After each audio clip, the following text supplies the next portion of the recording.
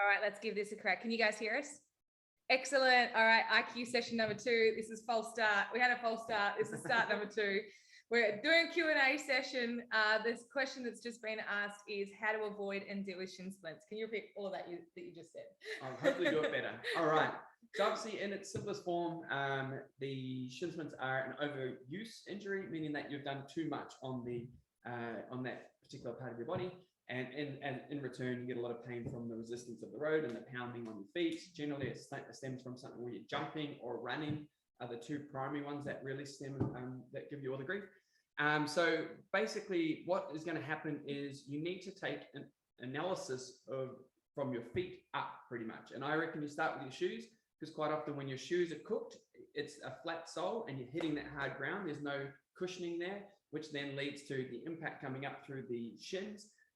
Which is taking all the brunt of all that force, and we need to start there. So the idea is to replace the shoes regularly. Typically a high-end pair of running shoes will last you about 600 kilometers on average, and if you take into account every time you take a step, every time you do a mountain climber, every time you do something, that's regarded as 1 meter. So it doesn't take long for them to wear out. So in theory, if the money allows it and you're happy to do it, quarterly, you change your running shoes or the shoes that you work out in. Every 3 months, flip them around, get new ones. Or if money is a bit tighter, then you could probably push them out to 6 months. So that works out to be something in winter and then something at Christmas time. Christmas time, you get someone to buy them for you. Then all you have to do is buy the winter ones. That's the key to it all. And you're only buying 1 pair of shoes a year. Someone else buys them for you at Christmas. You're not out of pocket as much. Saving tips as well. But the shoes are the easiest way to start with, because they take the impact out and they make it less sore on your shins. The challenge is the right pair of shoes is where you get tricky. You need to go get someone to sort you out, because everyone's feet and situation is different. How Sheridan runs and I run are totally different. So we have to accommodate for those different styles. I run fast, Matt runs slow. Runs like a heffalump, runs like a gliding angel. It's actually true.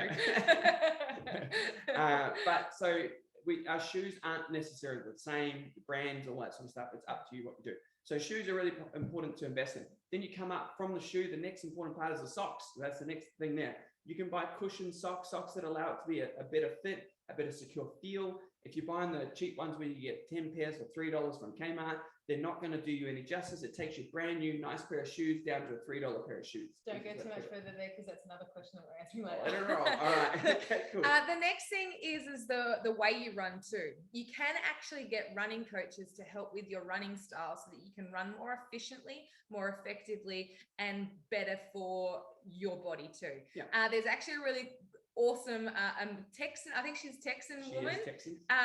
On YouTube, she's got a running program. She's on Instagram. Her name's Valerie Hunt, and she's all of her videos started with, "Hi, I'm Valerie Hunt."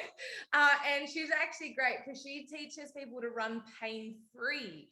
And when you run pain-free, you can then run more efficiently, which means that you can also go faster, and of course avoiding injury, which is a really important one too. And she's all about the lift, fall, so pull, fall, run.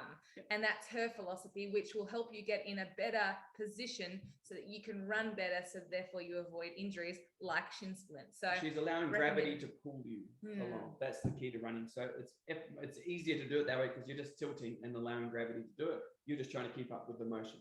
Really cool. So that's the nice, easy part. Get the running under control, get someone to assess you, the shoes, the socks, all that stuff's very important. Now, if you already have shin splints, now you're on the back foot. So you have to react to the situation. If you're proactive, you can reduce the chances of it happening. But if you've done all those things, like you push the shoes as long as you possibly could push them, you wore the cheap socks, you haven't really paid attention to it, you've got, all that stuff, you haven't looked into the running properly, you're just doing it because you want to do it, you're doing the big kilometers, you're doing all this extra stuff, and you've got the challenge right now, then what you need to do is you need to try and recover from that challenge. Remember, shin splints is an overuse injury, so you already have to back off the intensity, change out the things like running to like a cycling to get the body to take that impact out, to stop the inflammation happening so much. Then if you do have it and it's really sore, that after any session you need to ice the shin to start with, because ice reduces inflammation. That's the first thing. So you should be putting an ice pack with gel packs around your shins after every session. I wouldn't be cheating, just do it every time, even if you don't like it. Sheridan hates doing ice, but when you make her do it, she always recovers a lot quicker. But the reality for that, the reason for that is that the inflammation is up, which means everything's touching that, which hurts. And the moment it reduces, you go back to normal. So you're trying to reduce it as much as you possibly can. It restricts it all. The other one, this thing is painful. Can I borrow your shin? I was literally just about to. All right. Here's Sorry one to I see the prepared foot. earlier. So this is something you need someone else to do, but shin splints typically run up on the inside there of that bone. Now, when it's shin splinty, it'll be gristly. It'll be bumps. It'll go bump, bump, bump, bump, bump, bump, bump. Your job is you can't do it yourself because you won't do it hard enough. Your partner or someone else will need to place 2 thumbs in there. I don't. And you're going to dig them in as hard as you can and run them up the shin super slow. Like That's literally like. Where the shin bone is. Yeah, no, that's right. So, yeah. so you're just going to go up with 2 hands and you just go up. Not so, but we're doing it for example. Action. You don't have to be doing it so hard. And you go up and It's what nasty. happens is you just feel it bounce and it sort of is not popping, but it'll feel like it's popping something. That will reduce all the inflammation and the pain temporarily. It doesn't fix it. So that's one part to release all the tension so you can actually do stuff.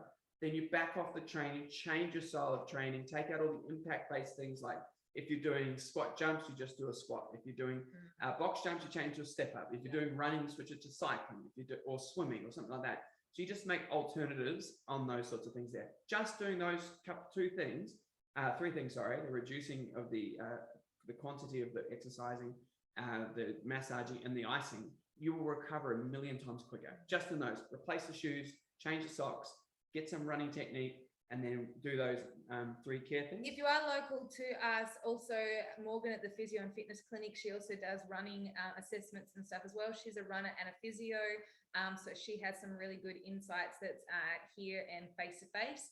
The other thing is when it comes to running, we don't recommend running any more than 3 times a week because it is so taxing on the body. There's no need to run more than that. Yeah. And if you do, you just run the risk of overuse injuries like shin splints. Exactly. And that shin splints will lead to something else. It'll go to your knee, then your hips and back, and all of a sudden it's just a constant loop of rehabbing. And it's painful. You don't get to do what you want to do. Example, we're doing training for a half Ironman at the moment. So that's big kilometers, big this. We still only run 3 times a week. And that's our coach prescribing that for us. And he's the gun and the guru. So he could be saying, cool, run every day, and we would have run every day, but we would probably got injured along the way. So instead, we just change it up, vary our runs, only do 3 a week, and we're good to go. Because remember, more is not always more when it comes to training and things like that. Quite often, more is less. Exactly. Cool. That is shin splints. Question number 1.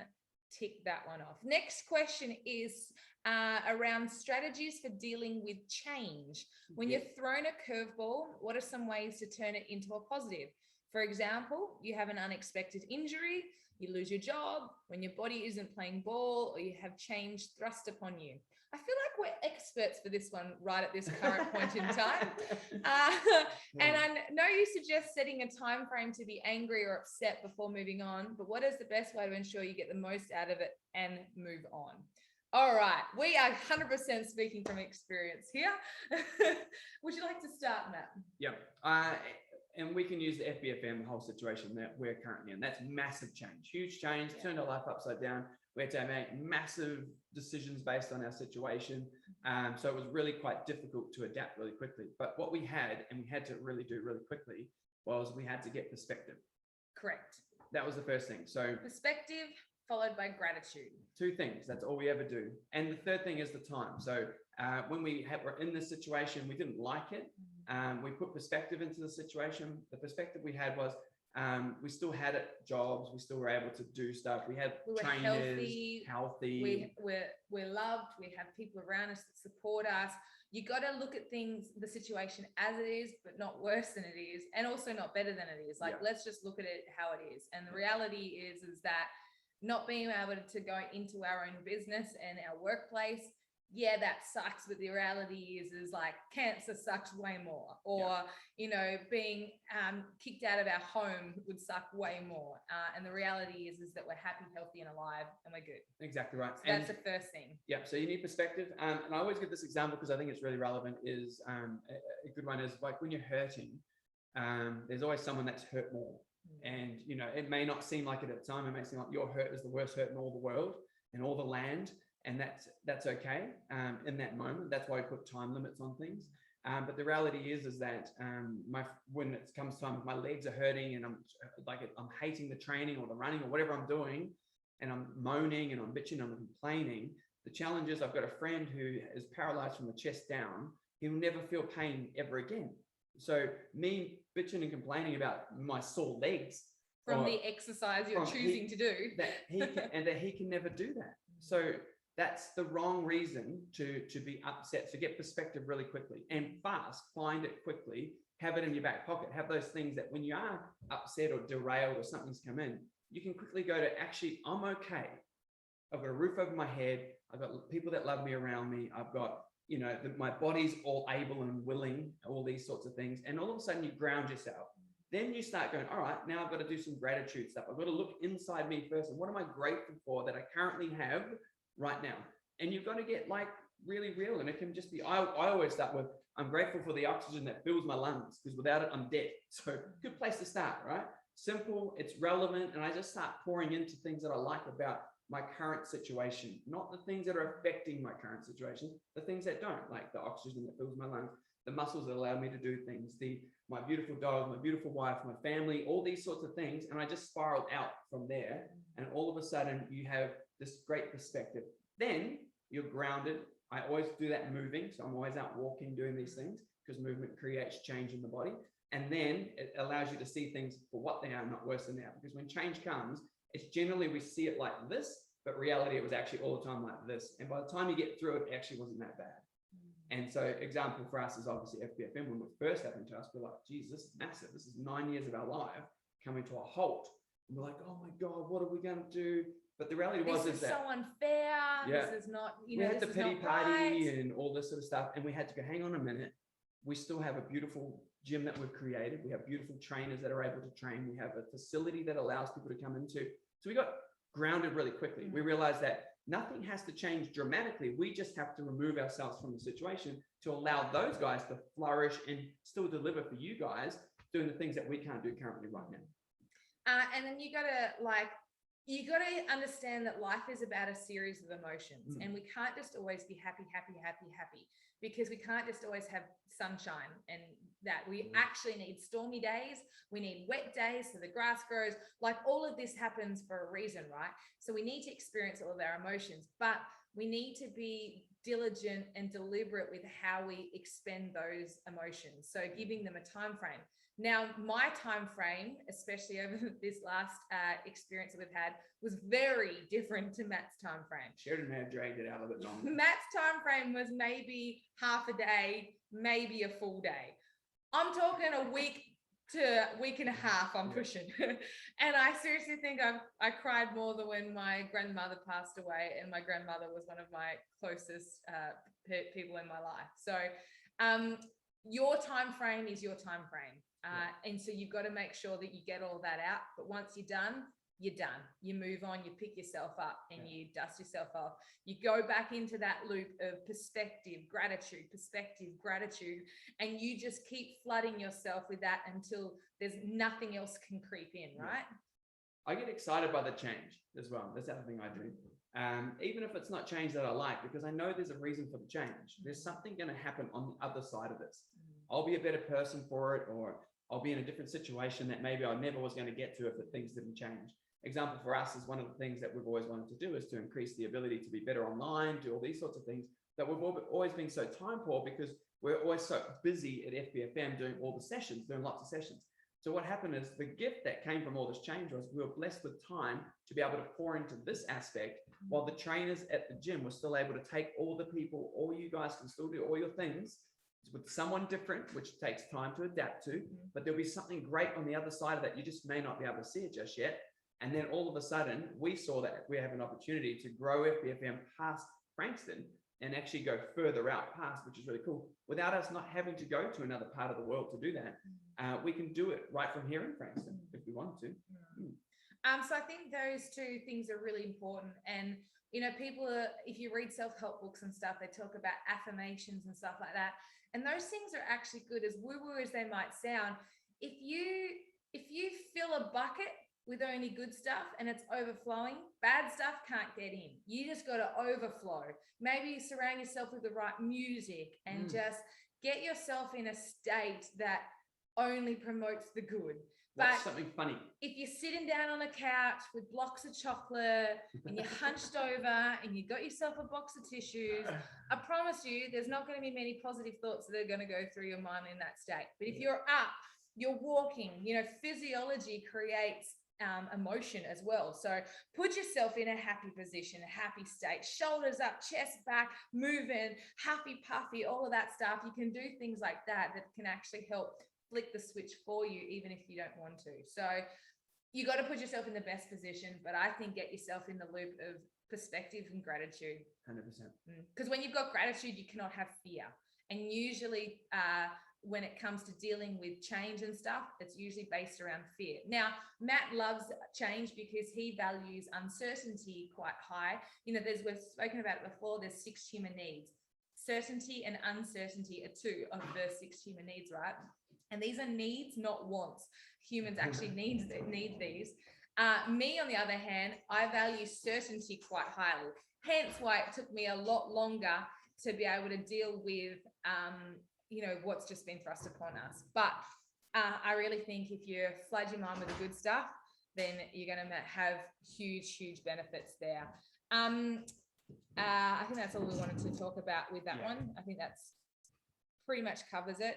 Feel free to chime in at any time, guys, if you need us to elaborate further on anything there. The next one is, I'd love to hear a bit about how lack of sleep, stress, hormones, creatine, etc. affect weight loss and muscles. This is a great one. I want to address sleep first. Sleep is actually a really, really important part of our existence. How much sleep you need it depends on how much you value it as well, and also your energy output too. So what happens in sleep is actually your body's chance to go into recovery mode. It's the chance that the digestive system gets to relax, everything else gets to take over, repair the muscles and all that kind of thing. So if you're lacking on sleep, those bodily systems, those major systems in our body can then go to work and do what they need to do. However, if you're highly stressed and highly tired, your body can't function at its peak performance. Sorry, our dog's crying. My brother's just come to pick up my sister-in-law's birthday present, and Louis sad that he's missed out on seeing my brother. Loves to lick his toes. Really weird. Then it comes to hormones. Ladies. So I just want to say something on the sleep, as well. It's kind of like we get really good at labeling a way of remembering something. So like you need to drink X amount, 8 glasses of water a day, I think it was. That's what you have to drink, right? And everyone starts quoting, I've got to drink 8 glasses of water. Well, that's irrelevant if you're a tall person, a short person, a fat person, a skinny person. And what if everyone's different? Have you got big glasses or little glasses? Like shot glasses or it was a generic, it's a generic term that's been thrown out there. And sleep's the same way. Like, you must get 8 to 10 hours a day. It was like, well, that's irrelevant because who made that up? There's not one fix for everyone. Everyone's slightly different because everyone's days are slightly different. If you've sat at home and all you've done is sit down on a computer all day, you're not going to need 10 hours of sleep because you haven't done a lot of stuff. So the reality is if you've been out there and you've been, flogging it in the field or whatever it is, old school days, then maybe you're going to need a bit more sleep. But the reality is that everybody's different. There's no generic one way. And when people say, I need my 8 hours of sleep, it's like, well, why? People don't actually know why they need that because it's been drummed into our head that this is how much you actually need. Everybody's different. So I can function on 5 hours of sleep very well. Like that's how I do it. And then in the afternoon, if I'm feeling tired, I'll take a nap to recover, to recoup for the afternoon sessions. And that works for me. That sleep pattern functions fine. If you've ever seen me in the studio and all that sort of stuff there, my energy is never low, it's always high. And I don't function on 8 hours of sleep. That's too much for me. I feel like I'm groggy. I feel like I'm not coherent. So for me, that's detrimental. So there's no one magic number for everyone. Everyone is different. You have to learn to listen to your body. So if your body is, I'm feeling tired, don't stay up and watch the end of the movie, go to bed. But if you're feeling good, you could watch the end of the movie. You just have to balance it on yourself and not put a time limit, because here's what happens. If you say, I need 8 hours of sleep, but you only get 7, now you're angry. And you're stressed, and your cortisol levels goes up. So you just shot yourself in the foot. Which then affects your sleep, it affects your hormones, it affects everything. Because our body's so intertwined, right? And the other thing comes to like hormones and stuff as well. But the mission of FBFM is to keep health and fitness simple. Very simple. So the way for us to keep this question, or the answer to this, as simple as possible, exercise first. Because exercise affects how much you eat, what you eat. Exercise affects your hormones and balancing that out. Ladies, we go through different cycles. We have cycles, so our hormones like change every 4 weeks. It's always kind of, up and down and that kind of thing. But foods can affect that. Not enough exercise can affect that. Sleep can affect that. Partners can affect that. So in all of its essence, making sure that you get sleep, making sure that you exercise, making sure that you drink plenty of water and eat as much good food, like fresh fruit out of the ground, etc., etc. What amount that is, there's no direct answer because every person's different. I'm half the size of Matt, so I'm guessing that our numbers are going to be totally different. I eat different things to Matt, and things react to me differently and things like that too. So unfortunately, there's not a really like straightforward 1 + 1 = 2 answer for that, but you just got to take it as simple as possible. Make sure you get enough for you. Make sure you're drinking enough water so your wheeze are clear, eating plenty of fruit and vegetables, all those kind of things. Go back to the stuff that's innate and we know to be true, and I promise you, you'll get more from that. Don't look for the magic bullet and just pay attention to everything. So like all I was saying about the sleep was I pay attention to when I'm tired, that's time to go to sleep. If I'm not, then don't go to sleep. But so I don't overcomplicate it. I just live that way, and which allows me to function a lot better because I'm not angry if I don't get my 4 hours or my 3 hours or my 5 hours, my 8 and my 10 hours because I put a number to it. The moment you put a number to it, you've got an expectation that that's how much you must have. And then like Sheridan says, the overflow of stress and stuff. So then you just have to start paying attention to all these little things because they have this overflow effect into everything else. And on the flip side of that, like if you do too much of something, it also affects the other bodily systems too. Like too much exercise can increase your stress hormones, which is your cortisol. Too much exercise can affect just hormones in general and not functioning and producing them properly. You've got to find the right balance for you. What that is, I can't tell you that, but move and get happy puppy every day. Lift heavy things once a week. Eat plenty of fresh fruit and vegetables. Drink enough water till you got clear wheeze. Make sure you get some sunshine so you get vitamin D. Don't hide and from rest the sun. enough. Yeah, a bit too many people hide from the sun. Oh, it's so bad for you and stuff like that. Your body loves it. It thrives on it. It needs it. You don't have to go out there and bake and get burnt, but like, don't be afraid of it to walk in it. Like, it's okay for it to greet your skin. It was designed to be that way. So allow it to heat your skin to help it regenerate everything in your body. It's really important to get it on you, and don't hide from it. Walk in the shade and divert from it. It's good. All right, next question. How do we get the protein up in our diet but keeping the fat down? This is tricky.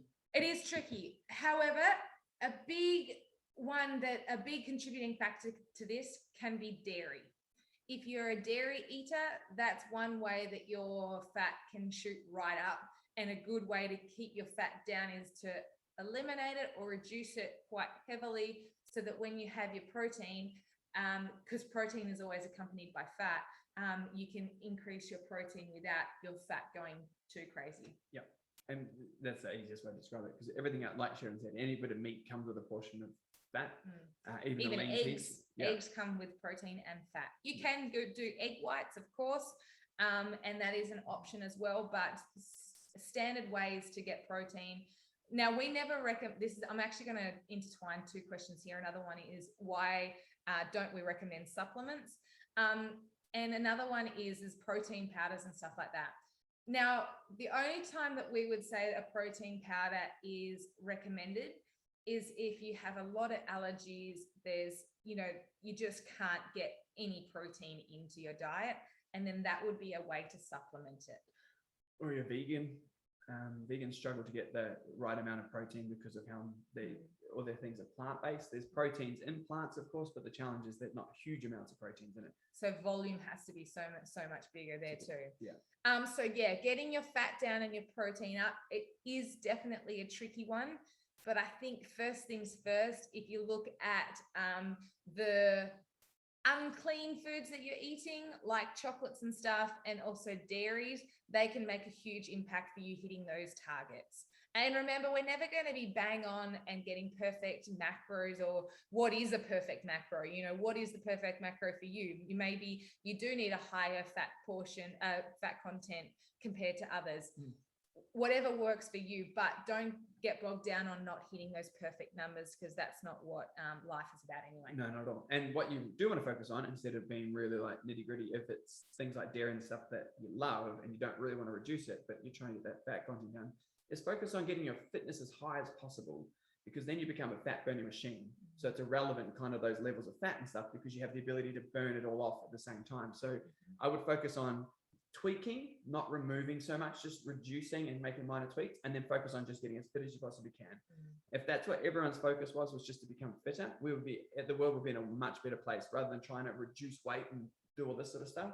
If we're fit, would be healthy, means our brain would balance, we'd see things better than they are, or for what they are, not worse than they are. Take Usain Bolt, for example. You look at him, he's at his peak of his running career, it's incredibly lean, incredibly fit, incredibly fast, and incredibly strong. Cool.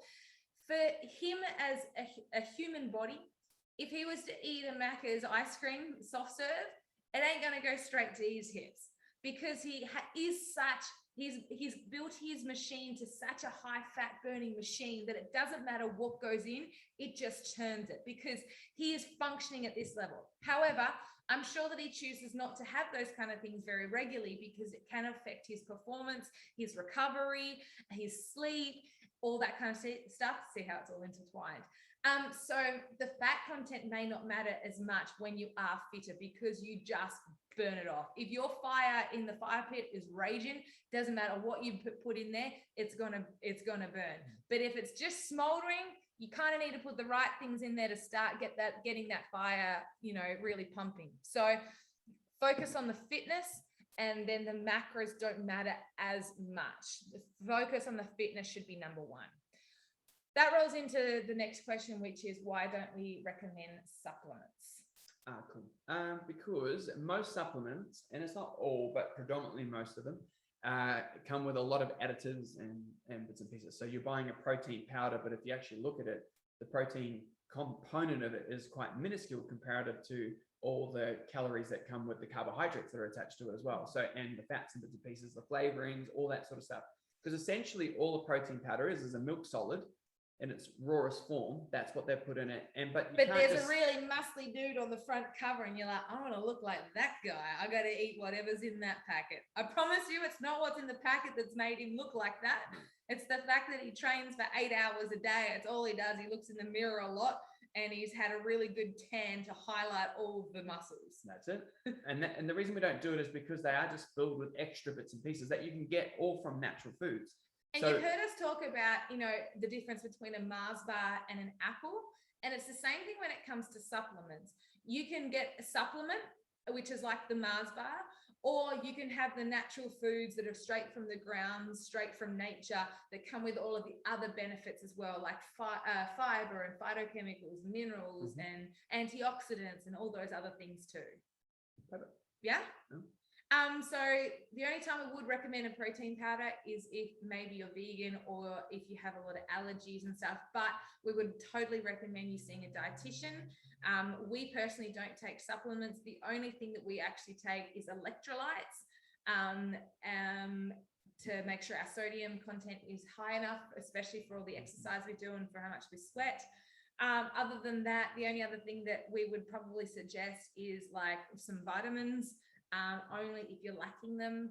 But other than that, we don't take BCAAs, and we don't take pre-workout and that kind of thing. We love coffee, so if anything, that would be our pre-workout, etc. That's pretty much it. Because the other thing is we're all about keeping things as simple as possible. And we want you to be able to do what you're doing now for the rest of your life. And if we say XYZ protein powder is the only way to go, and next year they're out of business, then what? You're stuffed.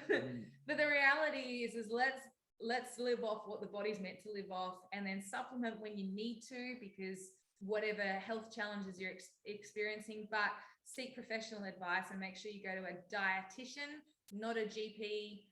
Make sure you go to a fully qualified dietitian, and a good one too.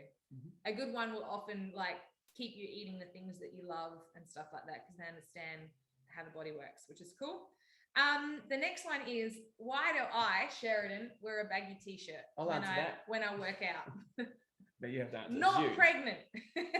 When I first started wearing the baggy t-shirts, I had so many people messaging me saying, oh my God, are you pregnant? Newsflash, no, I am not. The reason why I do that is because,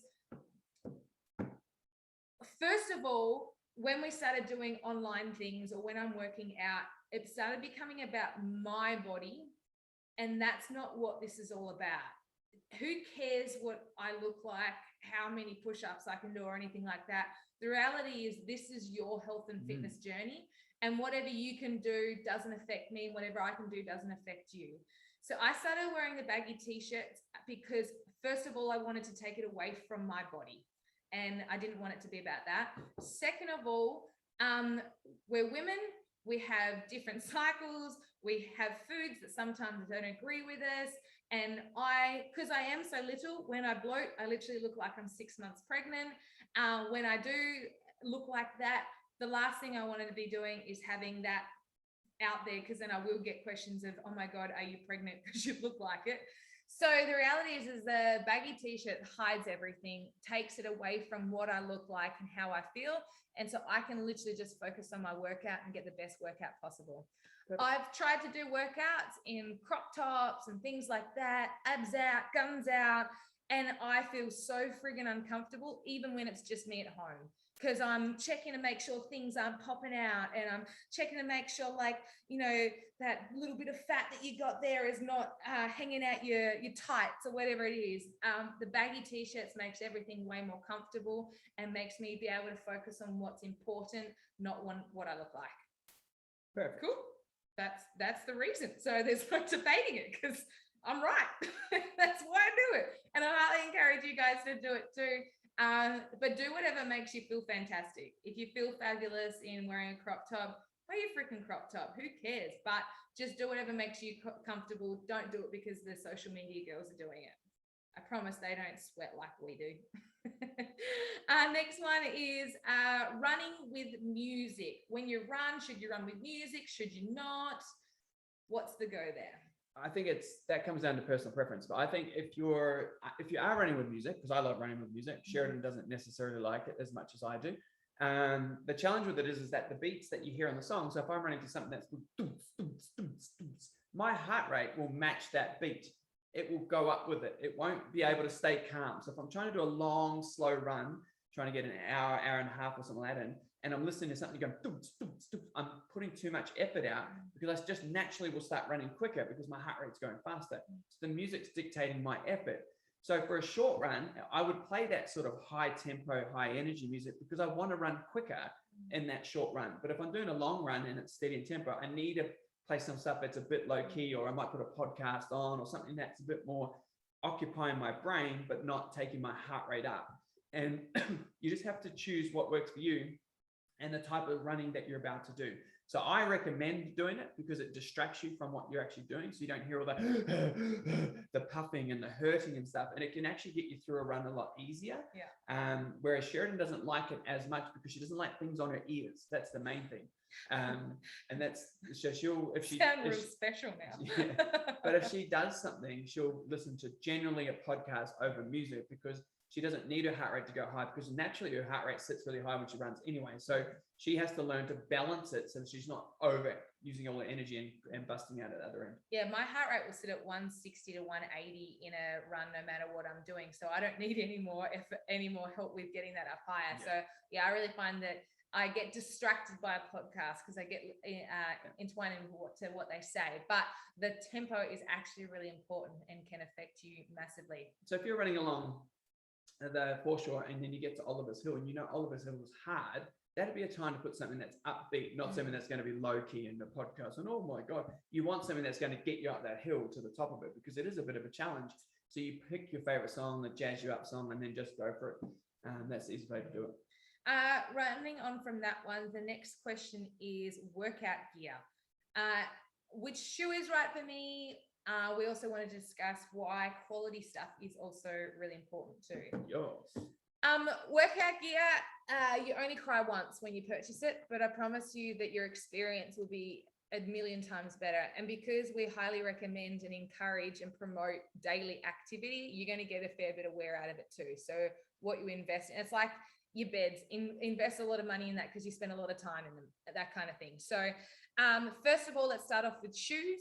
Shoes for different feet, different runners, different type of activity come into play. So the shoe that I love to run in won't necessarily be the shoe that will be good for you to run in, because our feet pronate or they roll differently. We have different pressure points.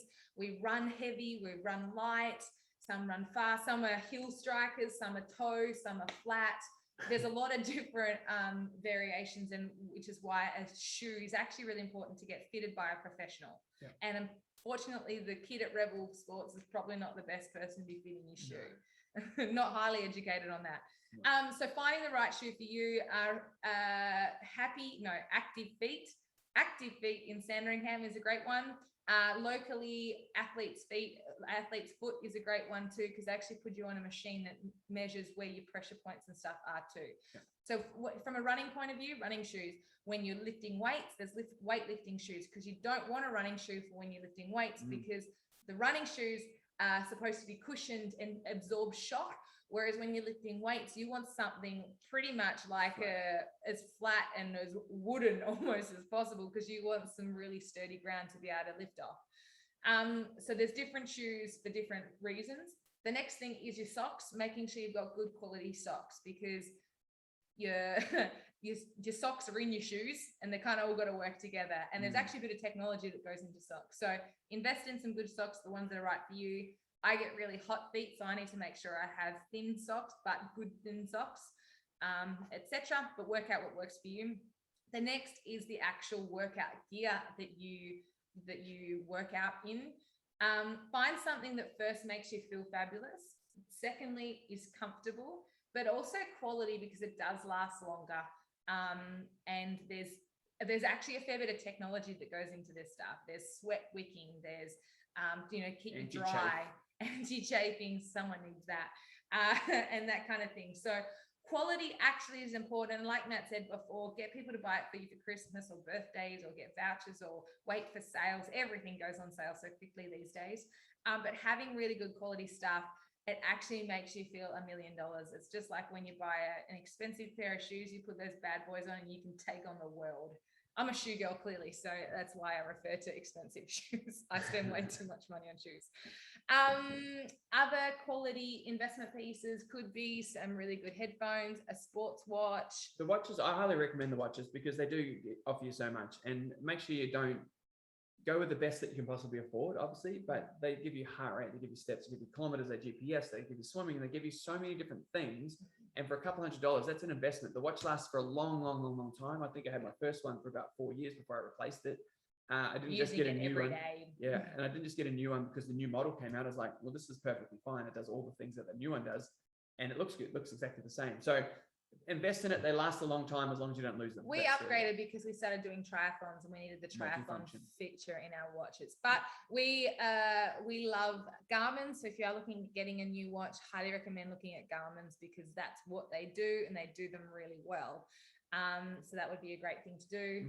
Other than that, that's probably most of the equipment stuff that we recommend, but quality certainly is important. Getting the best shoes for you, because everything goes through your feet. So that's a really important one. Next one is, why do I cramp even though I drink lots of water? I have to answer this one because this is all about me. That's easy. You're lacking in salts. The sodium in your body is low. So you can do a marathon and only drink water and still cramp like crazy at the back end of it. And which is what happened to me when I did it. I was so like paralytic almost, like I couldn't move, because I'd run the first half marathon part of it with just water. And then I got to the second half and I just started cramping, because what I didn't realize is that you're just flushing. When you start sweating, you're flushing out all the salts that your body needs, the minerals and stuff that needs to function and not cramp. So you need to replenish those salts back into your body, which it needs to be some form of electrolyte, whichever one works for you best. They don't all work the same for everyone, so don't assume it's one size fits all. You just got to try and see what works best for you. But the key is to replenish the salts as much as you possibly can. Yep.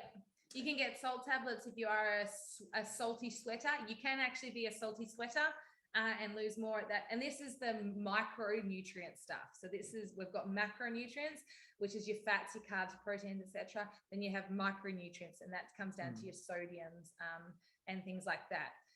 And water doesn't contain your sodium, so that's why you need to actually put it in there as well. Yep. The last one was a couple of book recommendations, actually.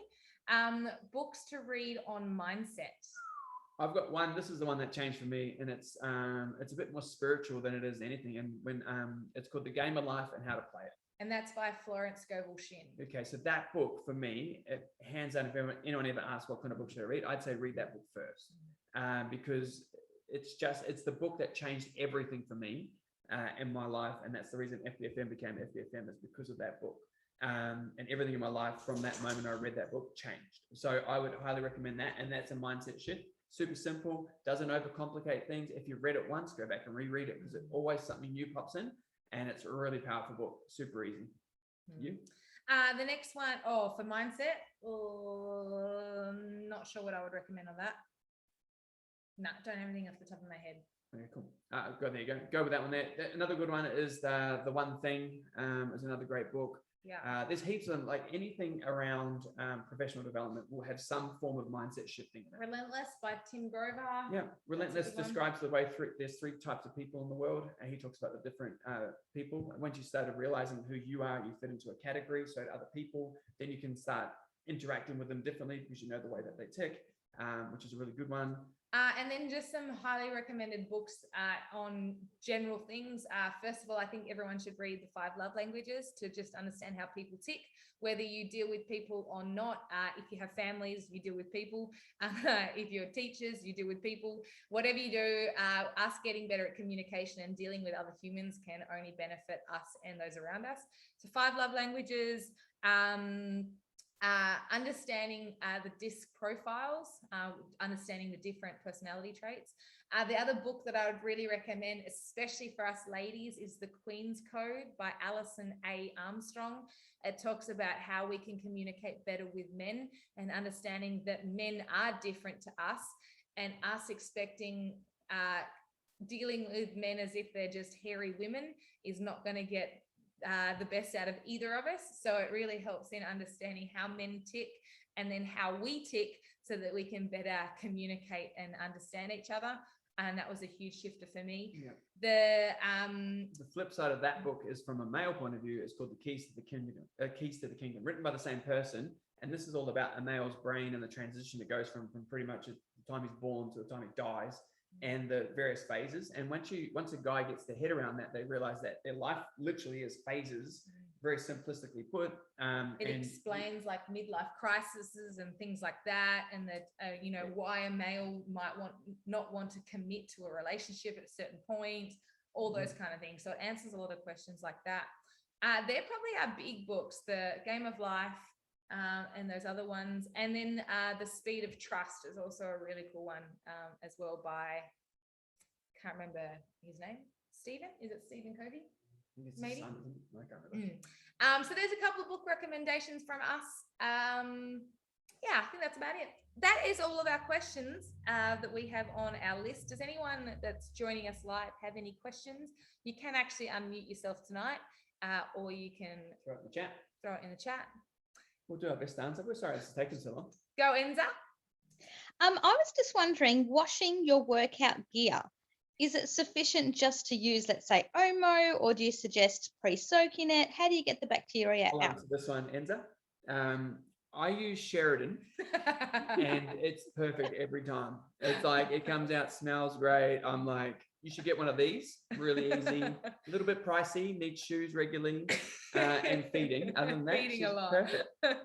What I would recommend is there's a couple of different options. So depending on how regularly you work out and how much sweat and stuff that you do, every month or so, I actually soak my workout gear in bicarb soda, a bit of warm water and bicarb soda. I think I do about a cup, and I soak it for at least 4 hours, and that helps get rid of the bacteria.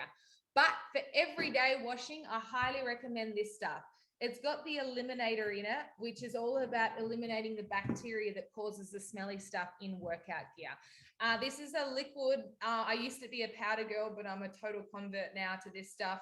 To be honest, I actually got introduced to this through Roxy Jasenko on Instagram. Shameful as that is, but it's actually brilliant.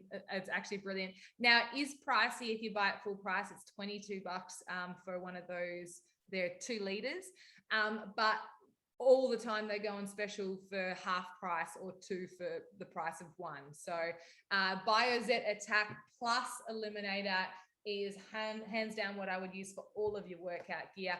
And all of our workout gear is black, so there's no challenge with blacks and stuff like that too. But yeah, once a month or once every 2 months, soaking it in bicarb soda. If you actually go to the FBFM Instagram, on the highlights, there's a hot tip. There's a hot tip on there on how you do the bicarb soda soak. And the cool thing is bicarb, yeah, I really do. Bicarb soda is super, super cheap too, and it's a natural product as well. When it comes to your shoes, if you've got white shoes, I just soak them in nappy sand for a couple of hours and then wash them in the washing machine, let them dry naturally, and they're super, super white all the time. I also use like a preen spray on any of the really dirty parts on my white shoes. Other than that, don't dry your shoes in the dryer. It does actually shrink them. They become super tight.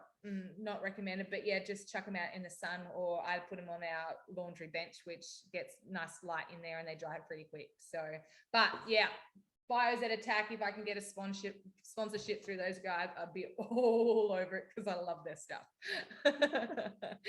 Any other questions on that side, on anything else before we head off? That was a great one, Enza. No, we're good. Thank you. All right. Well, thank you guys for buckling in for the long haul. We've gone extra overtime tonight, and I do apologize. But thank you guys so much for listening, for asking the questions and sending them through.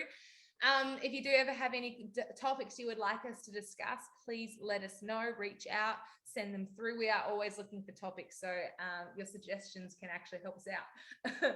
But thank you guys for investing in you. Thanks for joining us. Have a great Thursday night, and we'll see you next week. See you, legends. Thank you. Thank you, guys. Thank you.